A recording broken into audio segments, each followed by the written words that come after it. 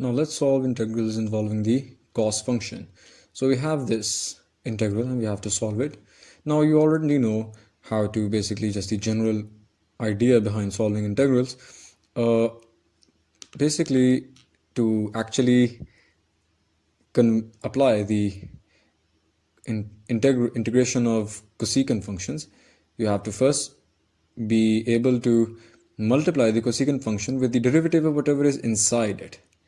So now you see that if we take this under root x minus x by 2 as f of x, we basically have to multiply this entire cosecant function with its derivative to be able to apply the integration of cosecant functions. So we take this as f of x.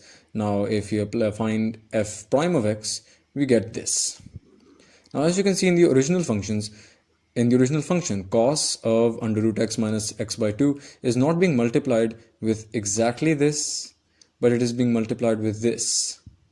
So we need to put in this 1 by 2 ourselves, which is why now basically you will multiply this term with 1 by 2, and then you'll also multiply the entire integral with 2, so that basically this 2 and this 2 can eventually cancel out, and the overall value of this entire function remains the same.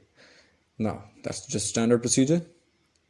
Now now that you have this over here, you can apply the integration of the cosecant function, which is basically just basically if you had cosecant, let's say you had 2x into 2 dx, you can already see that the derivative of 2x is 2 and it is being multiplied. So this is basically just equal to sine 2x, which means that this can basically just be converted into 2 sine under root x minus x by 2 plus the constant of integration. This 2 over here is basically just this 2 being multiplied that we put in ourselves. So that's really it.